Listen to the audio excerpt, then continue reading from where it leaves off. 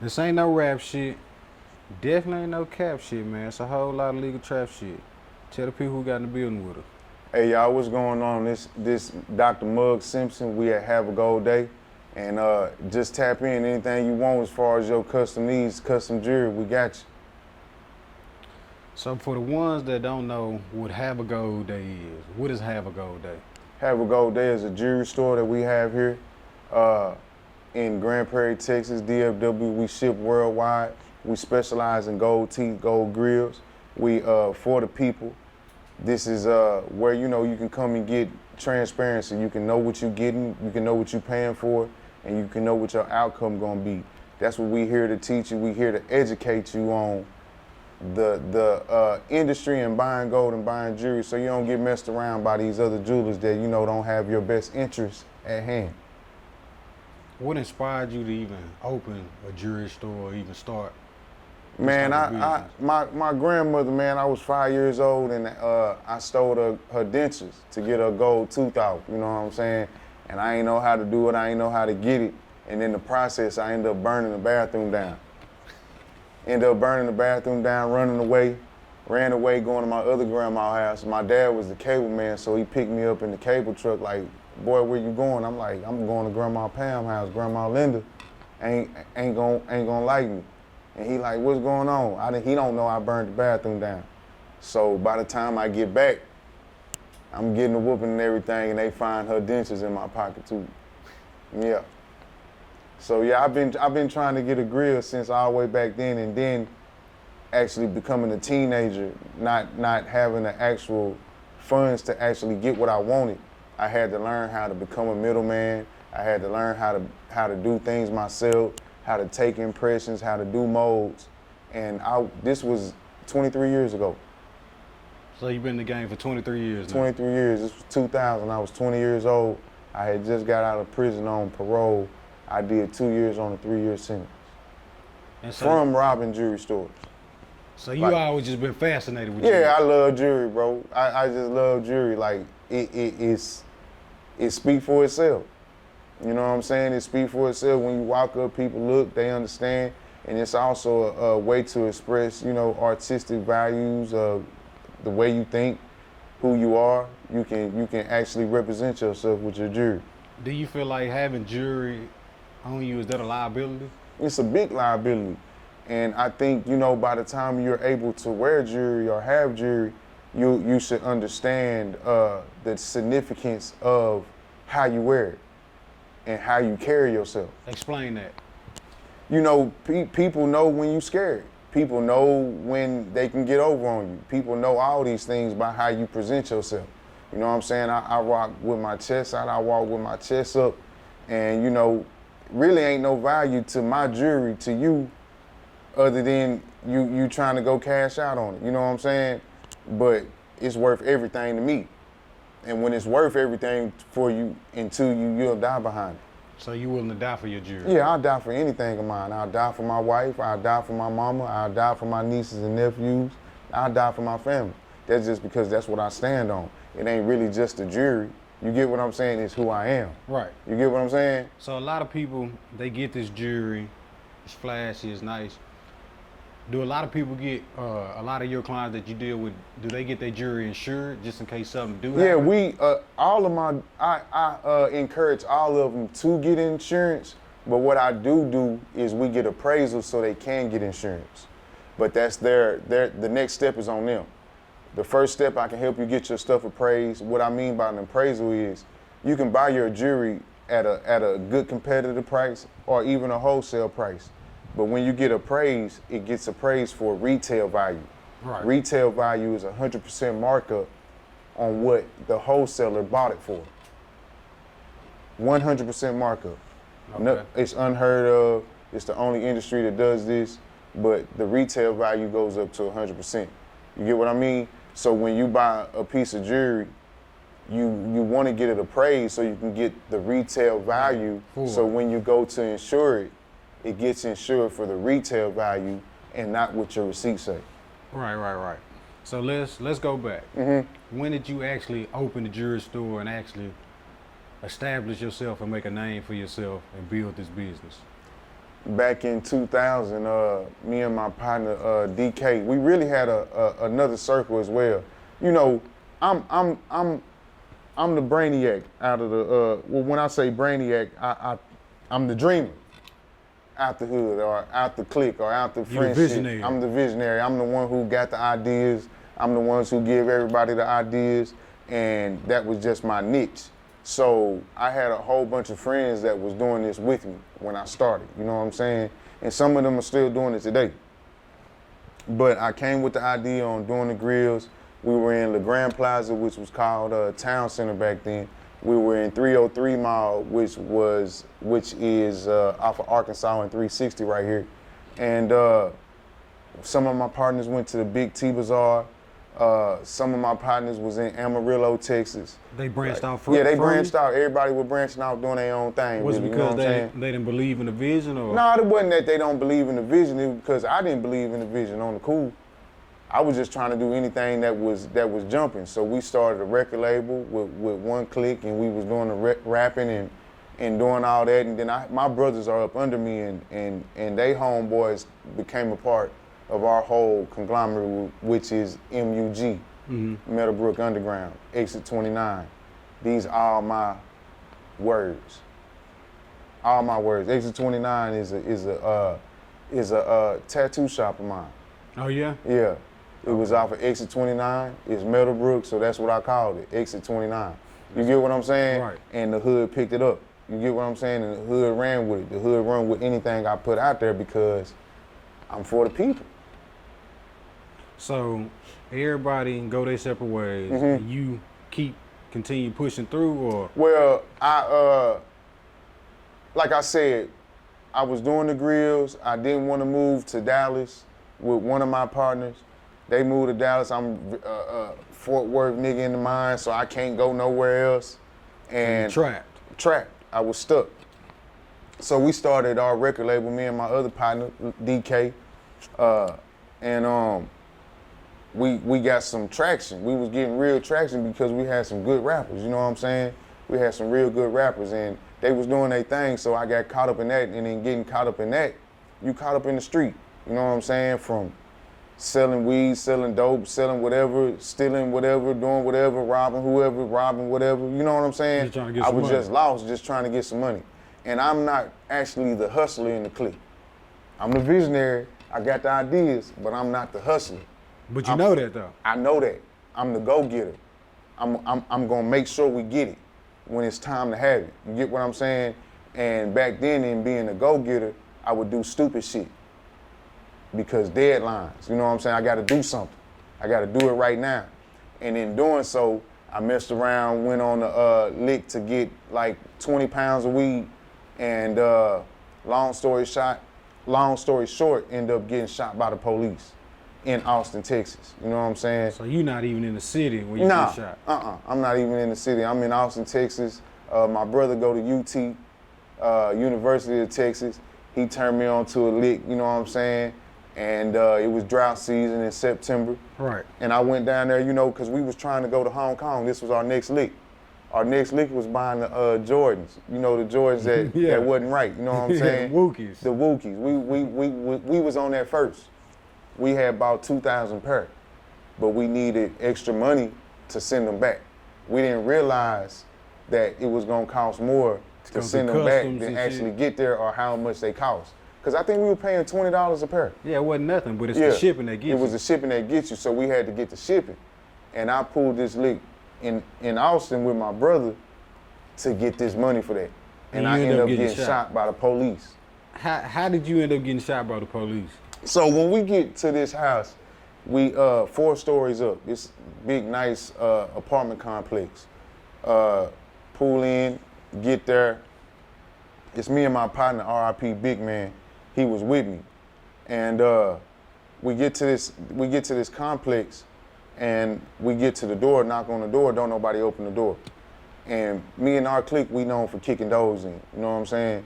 And when we together, you got to be the first one to kick the door. And if you kick the door, it got to come open the first time, or we leaving, because it's too much noise, it's too much commotion, and they're gonna call the authorities, and you might get caught.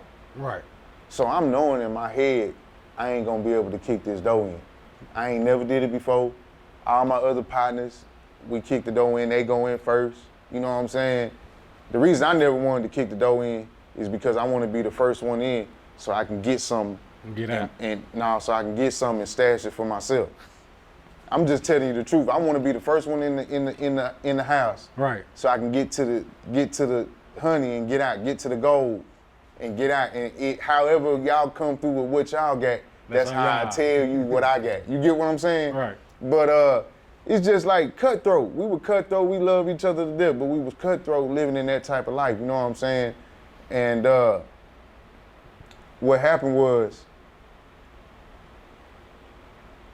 I end up getting in the house, kicking the door in, kick the door in. Soon we kick the door in, the dude like stuck in his tracks, like, what's up?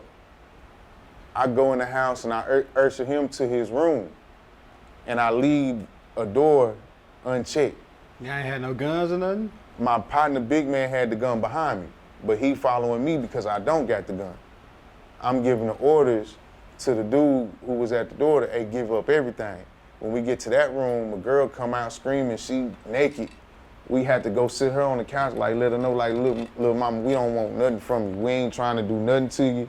Just sit down, chill. We just want the weed. That's it, and we gone. And we gone. So the door that we missed, dude come out and say he called the police. And I'm like, man, get out of here. You ain't called no police in no trap. How you gonna call the police to a trap, man? Just sit down with her, sit down next to her. Hey, other dude, sit down next to her. So we got two dudes and this female sitting on the couch, and I go next to him and sit on the couch. We done flipped the whole house. Ain't no weed. I show him my duffel bag. I got $10,000 on me. And I'm like, we gonna take care of everything. We gonna fix your door. We gonna do all that. By this time. So y'all went to hit the lick and you had 10 bands on you. Right. We kicked the door in. I'm supposed to knock on the door. He supposed to let us in. I'm supposed to buy the weed, and I'm supposed to come back and get the money. Right. Okay. But it didn't happen in that order. He don't open the door because he don't know who we are. He ain't got no weed. He ain't got no weed because he got rid of it the night before. You get what I'm saying? Oh, bad. He called the police because when he got his girl to come pick up his money, he let her take the gun. So he got to stay in the room, and it was by God that we didn't go in the room to him, which helped him call the police. So he called the police here, and I'm situating shit out. Like, I'm getting everything like handled. Like, look, y'all, we out of line. We kicked y'all doing it. I'm gonna fix that, but I need some weed. I gotta go back with some weed. Gotta go back with something. Right? The police come right in the door. With the gun drawn and everything, my partner, big man, run in the room, wipe the gun off, put it under the mattress, and jump out the window. He jumped out of 4 stories. How'd that turn out for him? I went to go look at him, and he was in the police hands. So when I turned around, the police that came in the door, he got his gun drawn like freeze. I got my duffel bag on me diagonally. I got on some shorts. It's summertime, September. And I tell him like, man, I ain't doing shit. I'm about to go. So I take one step to go, and pop. He just shot you? You hear the shot go out. You know what I'm saying? But you ain't had no weapon on you or nothing? I ain't had no weapon on me or nothing. So I pulled my duffel bag up, and it's a hole in my shorts with blood coming out. And I just thought about protecting yourself, get the gun. And what I did was I came back and I rocked him and dropped him. When I dropped him, the gun came out. When the gun came out, I had to wrestle to get the gun because the dude who called the police jumped on in the tussle to get the gun. Because they scared for their life just like I'm scared for my life. So I grabbed the gun, and just in the trap, I used to drop the clip. Right. Play with the clip, drop the clip all day in the trap. So you already know. I already know, but I don't react like that. I empty the clip. And it made everybody back up off of me. And once I seen everybody was up off of me, I ran out the house, ran down the steps. And when I ran down the steps, another police was there. He said, freeze. If you don't freeze, I'm shooting to kill. And I knew he was gonna kill me. I just got shot. You get what I'm saying? So I got on my knees. He came and got my money out of my pocket, my weed out of my pocket, got my duffel bag and everything, and they rushed me to the hospital. As soon as I get to the hospital, they put the catheter in me. It wasn't no blood in my urine. They take me to the CAT scan. My pelvis, nothing was broke, nothing was fractured or injured. It went straight through? No, it stopped. It stopped in my scrotum. It stopped in my nuts. That's where the bullet stopped. And every male know that's the thinnest tissue in your body, right? Right. So I'm even playing with the nurses like, hey, y'all, like, they putting the catheter in me, and I'm like, hey, y'all, what if I gotta piss? They like, that's what you doing. And ain't no blood in your urine. So that's a good thing. So I'm playing the whole time. And then go through the CAT scan. What y'all see, doc? They don't see nothing. I'm like, y'all playing. I got shot. You know what I'm telling them? Like, I got shot for real. So the police officer, they we about to take him to the detective's office. So we get to the detective's office, and they start dumping out their money, out my money on the table as I'm walking in. And he like, you know why you ain't paralyzed? You know why you ain't dead? It's a fucking bullet hole in every dollar bill. It was a single bullet hole that went through every dollar bill before it hit me. That's why I only felt. It slowed down. That's all I felt. And the money slowed it down to stop in my scrotum. If it opened my scrotum, I bleed to death. So that's when the detective showed me that and I seen that, that's when I knew I was here for a reason. And I knew I had to do whatever I had to do for what I done. So I knew I had to do the time, but understanding God is like, you don't understand it until it's hindsight. You get what I'm saying? And so, you know, that's why I'm here. That's what Have a Gold Day is. Be humble daily, you know, to become pure. You know what I'm saying? We gotta be gold around here. That's who we are. We the ones. So you get shot. You end up doing some time out there? Yeah, I did 6.5 years on the 15. I had 32 years, all ran concurrent with the 15. I had two 15-year sentences. The first 15-year sentence was burglary of a habitation. The second 15-year sentence was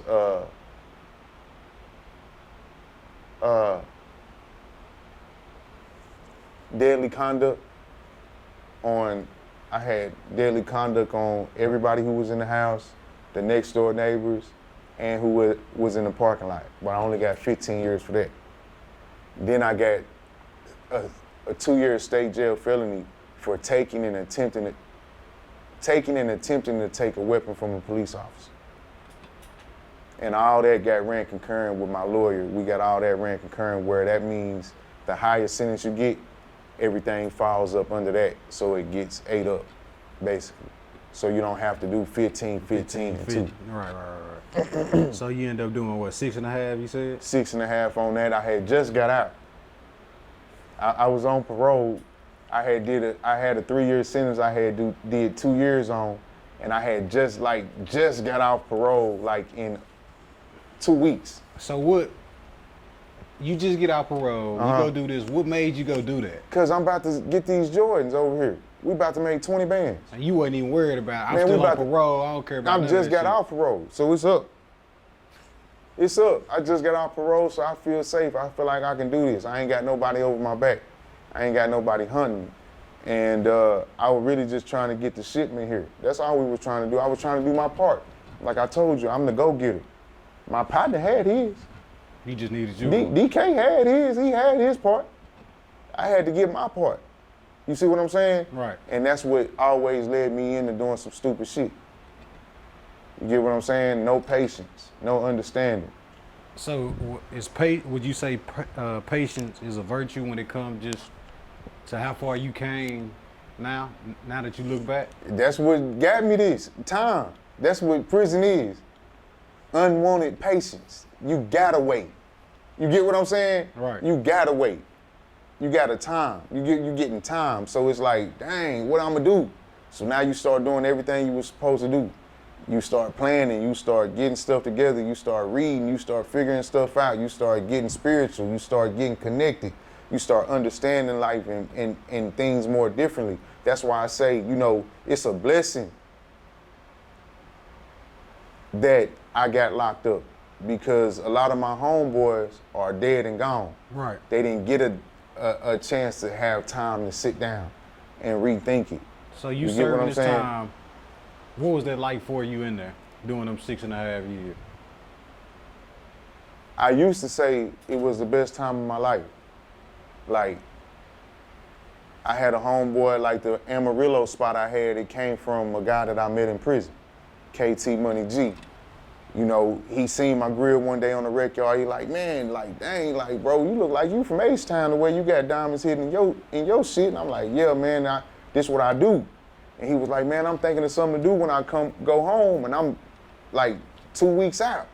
And I'm like, man, I'll give you the whole format if you just promise to do it.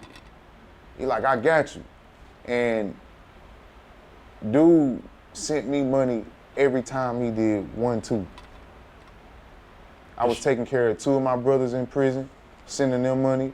I was sending my kids money, you know what I'm saying, from prison.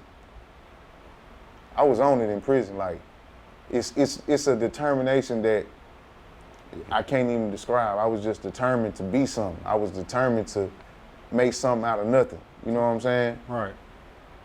So, you know, just listening to Malcolm X and all them, you know, you really get to live that. You really get to be that. So if you would have never went to prison, you wouldn't be, would you say you'll be as spiritual or more of a believer than you were in the free world? I'd be more of a hypocrite. You get what I'm saying? Yeah. It'll be no purpose behind it. You get what I'm saying? So everything I'm doing now is a purpose. It's purpose driven, you know what I'm saying? And it's like, I gotta do this for God. I don't want to. You get what I'm saying? I don't want to talk about God. I don't want to tell people nothing, like figure it out. You know, that's the selfish part of me. You feel me? That's the individual of me. But I know the more I tell somebody, the more power I get. The more power I get to give and do the things that I need to do and become. All right, so fast forward, you do the 6.5, you get out, and then what? I get out and I go crazy. In a good way or in a bad way? I would say a bad way. I had just wrote a book. I wrote a book while I was in prison called Tattoo Tears, A Gangster's Cry. And I had got my brother to publish it before I came home.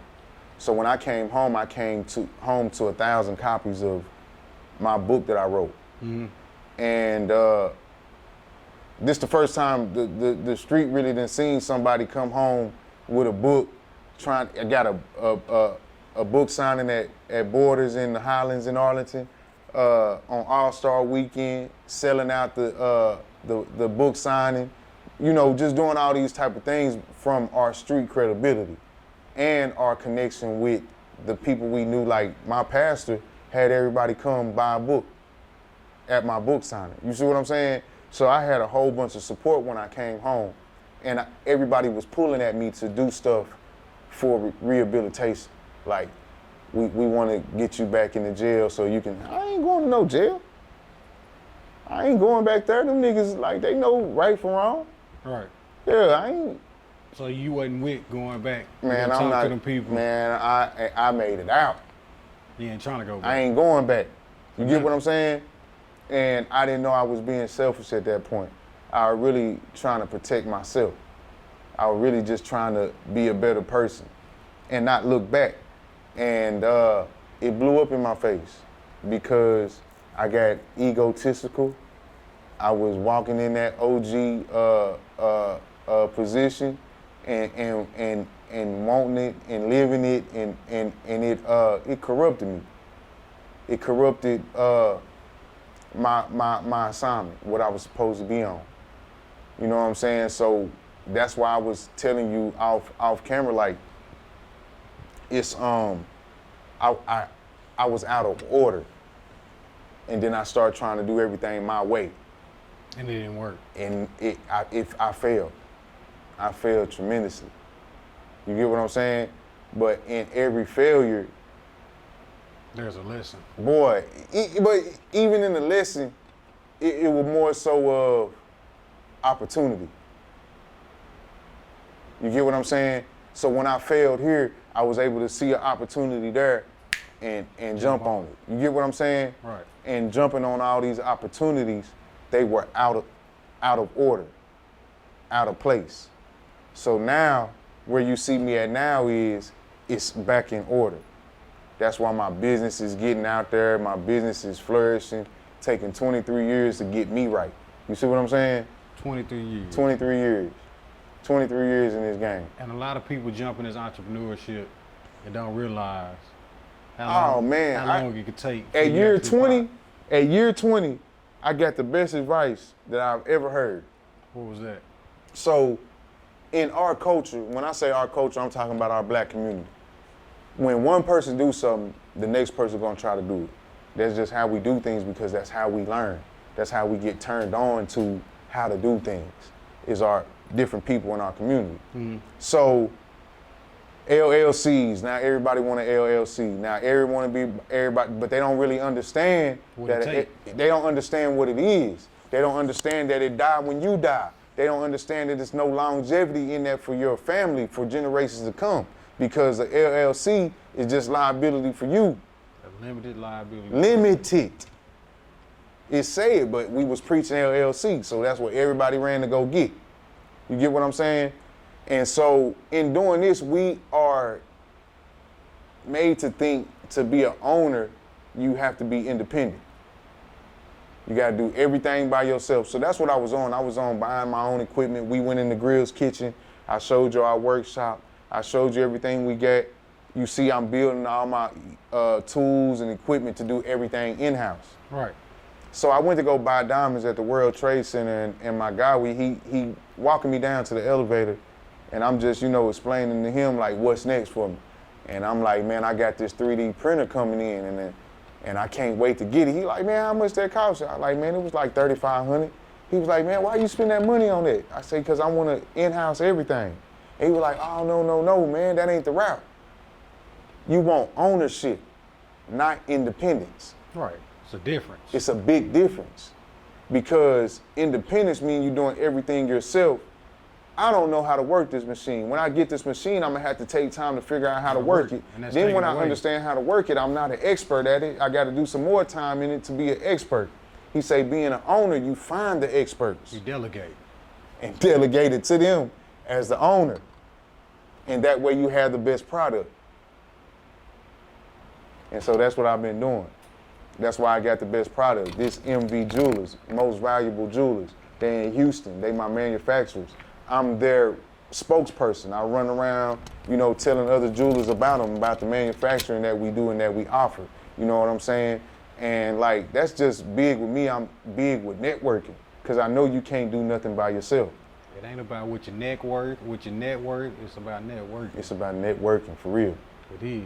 So you open up Have a Gold Day. Mm-hmm. What was that journey like for you as far as opening up a business and trying to become successful at your business? The opening up a business is easy because it's just filing paper, right? Like, you can go downtown right now and get you a DBA doing business ads, right, and start your business that way. You don't even have to have a building. You get what I'm saying? But the thing is, I start trapping buildings. Okay. So instead of trapping out a house, I start trapping out a building. You took the street knowledge and brought it over to the business side. And brought it over to the business side, because it's against the law to have your dough rolling at the trap. It is. But it's not illegal to have your dough rolling at a storefront. It's supposed to roll. You get what I'm saying? Right. So I was just doing the same thing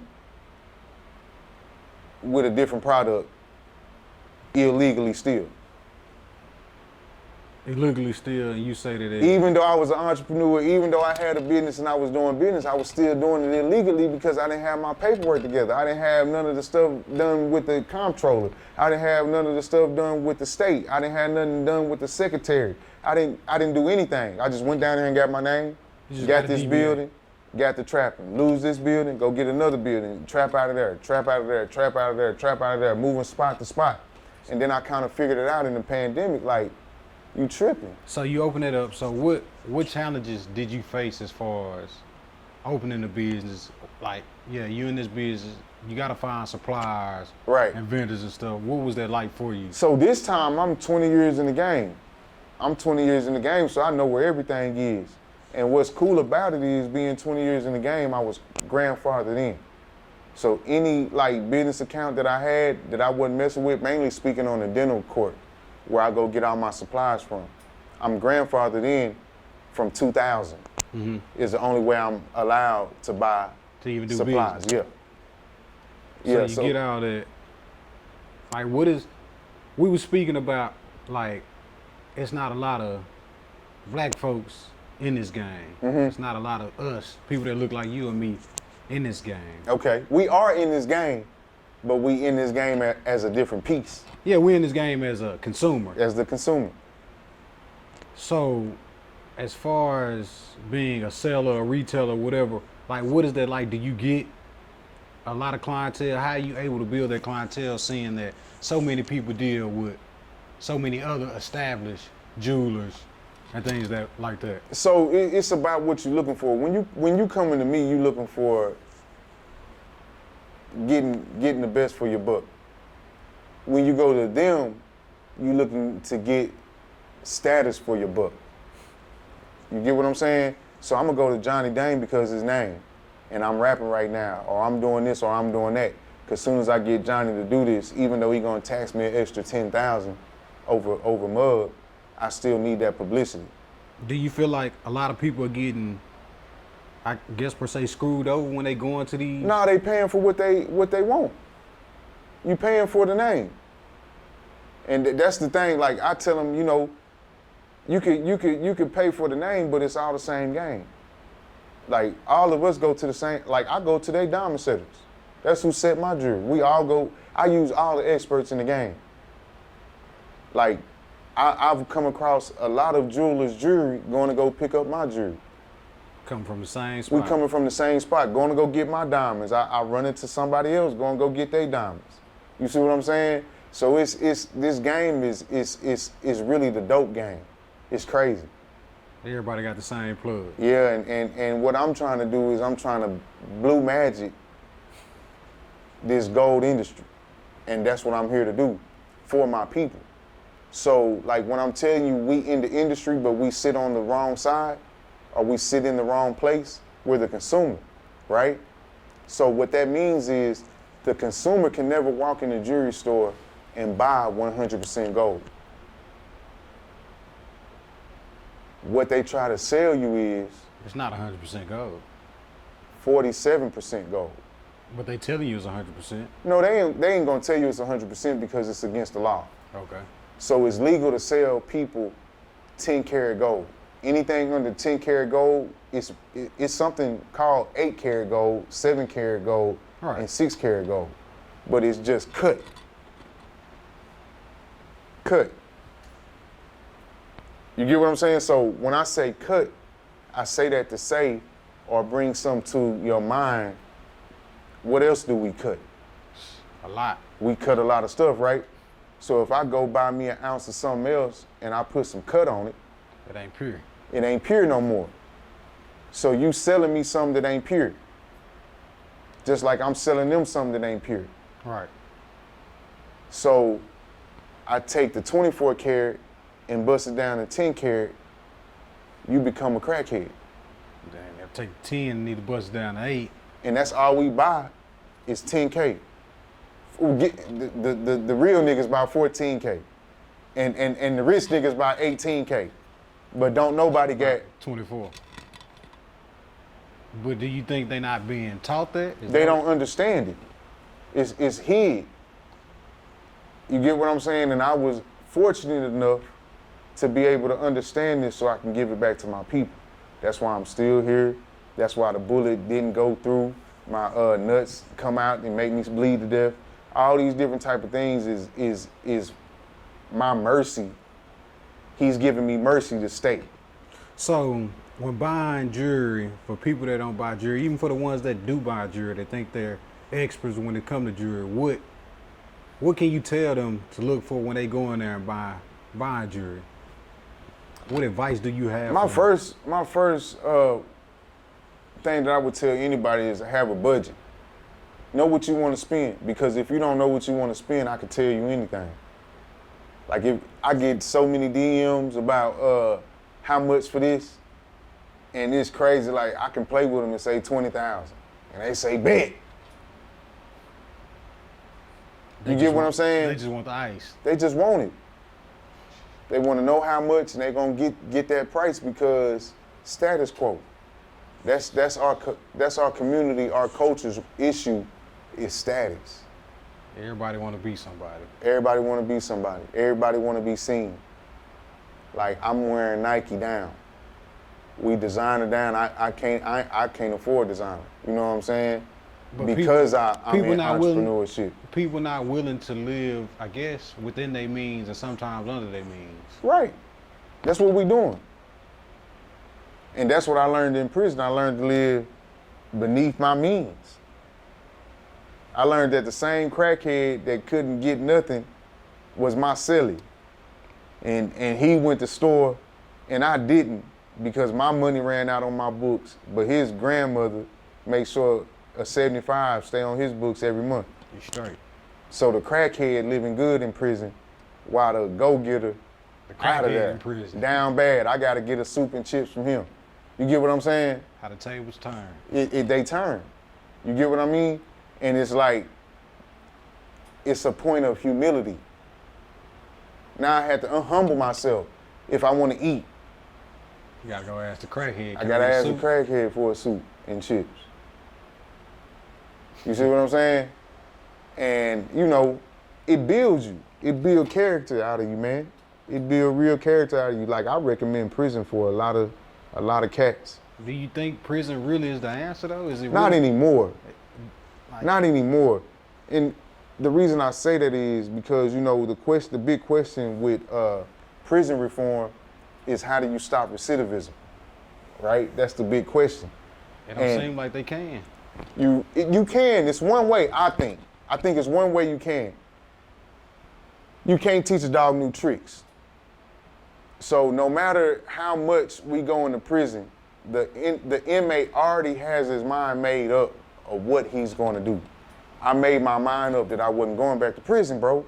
It wasn't nothing nobody could tell me to make me not want to go back. It was me on the inside being through with that, because I'm a 2-time loser.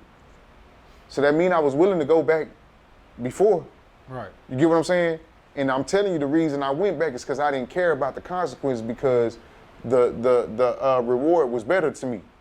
Getting these Jordans in was better to me than going back to prison, because I can do time. Time ain't nothing. Time ain't nothing. That's what I was thinking at 20 years old. Time ain't shit. You get what I'm saying? I got to get this money. And to sum that up, it's like, we don't understand, like, just the whole aspect of purpose. All this is on purpose. You get what I'm saying? Right. The way we were talking on the phone, I mean, on the DM, never seen you before or nothing, and it's just like, these are the times. And it's like, wow, I'm hearing this. You get what I mean?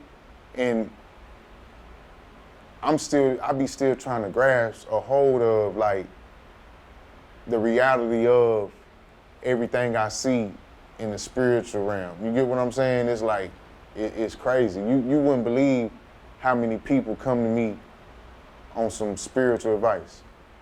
Like right here, all the time. Nothing but your idiots and damn fools. See, that's what I was. I was an idiot. And I had to be that. You get what I'm saying? Mm-hmm. So I could relate to the idiot and the damn fool. Now we speak the same language. So now they can listen to me. You get what I'm saying? And what's crazy is I had got out parole and went to church. I got out parole on Friday, went to church on Sunday. I've been out for 14 years flat. 14 years flat before I got out parole, right? Mm-hmm. Get out parole Friday, go to church Sunday. I see Deacon Davis, he run up on me, he like, hey man, I've been meaning to ask you, I want you to be a volunteer for me. I want you to mentor some of my convicts coming out of prison.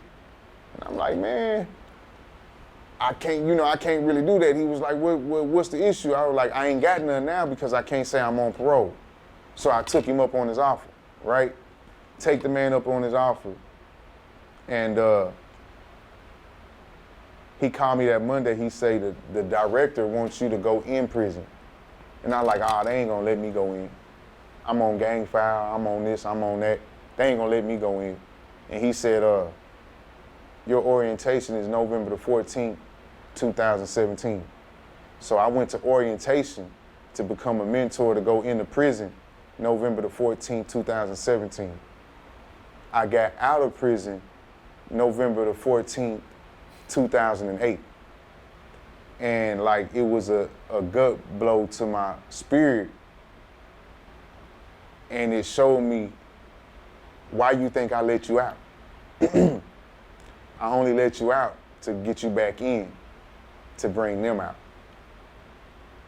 And you was being selfish and didn't want to go in. Now I got you going in on the day you came out. So you know it's me. The only way to stop recidivism is the kids. You hear me? It's the kids. That's the only way we're gonna stop our culture from going to prison. And we need guys like me who came home from prison to recruit other convicts and inmates that change their mind and change their life. You know, an inmate tells the rapper what to say and what to do and what style. I did all these tattoos on me, like this come from 1998. You get what I'm saying? Yeah. This don't come from out here. Today's time. Right. And now they doing this in today's time. So it's like, what I'm trying to do is get the other guys to understand, like, look, y'all, they looking at us. Let's change the narrative. Let's get out of here and start being successful. Let's get out of here and start really getting into our trade, our line of work, driving trucks, doing this. And it's a lot of us now. It's a big movement. You know what I'm saying? And I'm trying to get something that we get together called the link up, where we all link up as convicts, ex-cons, that we come together and we turn other dudes on so we can then go into the community, to the kids, to let them know, hey, what you want to do when you grow up? What you want to be? Well, we ain't going to prison. We ain't going to prison no more. Yeah, that's not an option. That's not an option.